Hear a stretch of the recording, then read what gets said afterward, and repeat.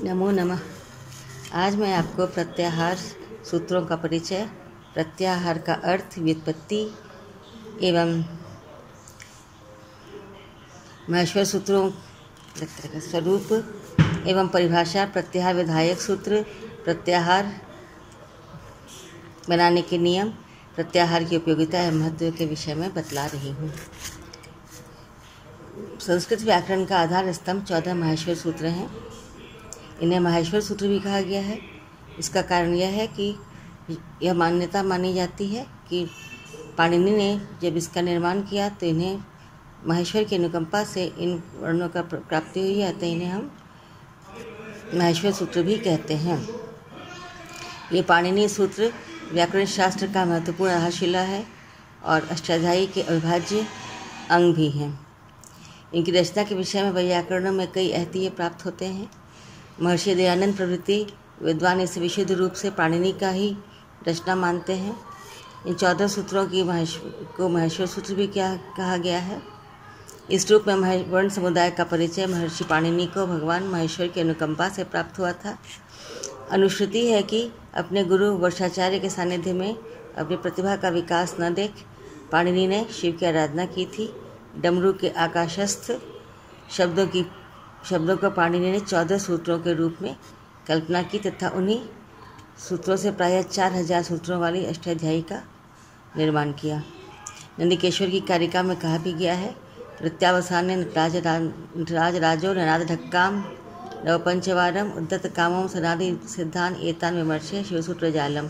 तृतीय वर्ग के विद्वानों का कथन है कि पाणिनि के पूर्व भी कई संप्रदाय विद्यमान थे और पाणिनि ने उन पूर्व संप्रदायों की सहायता से प्रत्याहारों और अष्टाध्यायी का निर्माण किया होगा, किंतु ये संभावना की जा सकती है कि पाणिनि ने कुछ मंत्र लिए हों, कुछ प्रत्याहारों को प्राचीन व्याकरणों के समुदायों से लिया हो, किंतु अष्टाध्यायी इनकी मौलिक रचना है।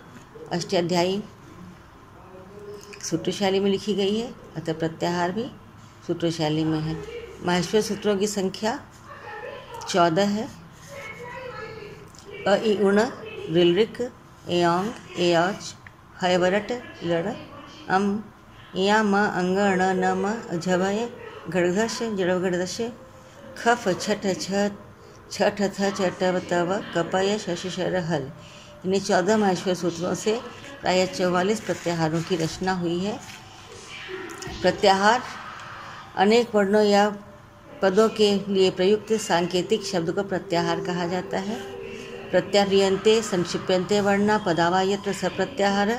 इस व्युत्पत्ति के अनुसार वर्णों या पदों के संक्षेपीकरण को प्रत्याहार कहते हैं। इन प्रत्याहारों के द्वारा विस्तृत वर्ण समुदाय का संक्षेपीकरण किया जाता है। अन्य शब्दों में हम कह सकते हैं कि एक छोटे से पद के द्वारा एक बड़े विस्तृत वर्ण समुदाय का ज्ञान हमें प्रत्याहार के द्वारा हो जाता है।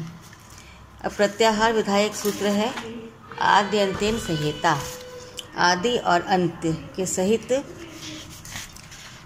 अंत आज में 4 पद हैं। आज हम पढ़ेंगे आदि अंत सह और इता, अर्थात आदि का वर्ण प्रथम वर्ण इत संज्ञक अंतिम वर्ण के साथ मिलकर और उसके मध्य के जितने भी वर्ण हैं उन सभी को की हम प्रत्याहार मानते हैं।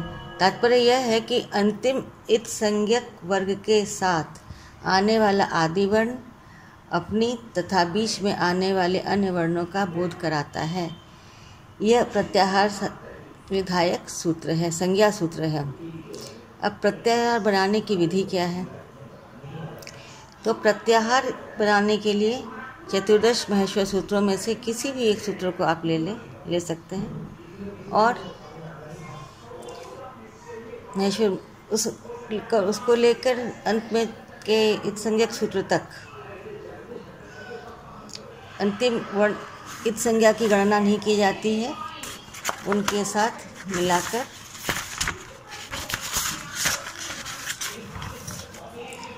जोड़ दें तो एक प्रत्याहार बन जाता है और उसके अंतर आने वाले जितने भी वर्ण हैं अंतिम वर्ण को छोड़कर मध्य जितने वर्ण हैं आदि वर्ण के साथ मिलकर उस प्रत्याहार का बोध कराते हैं। जैसे हम कहते हैं इको यणची, इक अर्थात ई उ रील री, अ ई उण का ई से शुरू करेंगे, ई उ री, ण का लोप हो जाएगा, रील री क का भी लोप हो जाएगा, तो एक प्रत्याहार के अंतर्गत ई उ री और री आ जाएंगे। उसी प्रकार यर, फिर हम कहते हैं इको यणची, यणची यण, यर लव,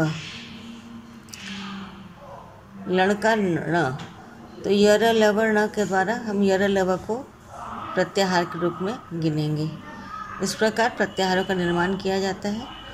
जैसे अक सवर्णे दीर्घ सूत्र है, तो अक के अंतर्गत अ ई उ रील री, ऋण का लोप हो जाता है और प्रत्याहार बनता है। अक प्रत्याहार में अ ई उ रील री का इतने वर्णों की गणना की जाती है। इसकी उपयोगिता क्या है? तो प्रत्याहारों की उपयोगिता यह है कि कल्प अक्षरों में अनेक पद का हमें ज्ञान हो जाता है। सूत्रशैली में लिखे होने के कारण कंठस्थ करने में सुविधा होती है, प्रयोग करने में सुविधा होती है, और इसकी उपयोगिता इसी में है कि हम एक छोटे पद से एक विस्तृत पद समूह का परिज्ञान करते हैं। यह एक बात और जानने की है कि प्रत्याहार सूत्र और प्रत्याहार सूत्र और प्रत्याहार दोनों में अंतर है। प्रत्याहार सूत्र माहेश्वर सूत्र जो 14 है, और प्रत्याहार की गिनती 44 सूत्रों में, 44 उनकी गिनती 44 है। दूसरी बात यह है कि प्रत्याहार जो हैं सिर्फ वर्णों में ही नहीं बनते, वर्ण के साथ साथ प्रत्यय का भी प्रत्याहार बन सकता है। जैसे सुबंत सुप तिगंतम पदम हम कहते हैं, तो जहाँ सुप और तिंग, सुप के अंतर्गत सु और जस अम और शश आदि शब्द रूप के, और तिप्तस जी सिप्तस्थस से तिंगंत रूप धातु रूप बनते हैं। इनको भी हम प्रत्याहार के ही द्वारा इनकी भी गणना की जाती है। इस प्रकार से प्रत्याहार संस्कृत व्याकरण का एक अभिन्न अंग है, अविभाज्य अंग है, और प्रत्याहार के ज्ञान के अभाव में संस्कृत व्याकरण को पढ़ना असंभव है। धन्यवाद।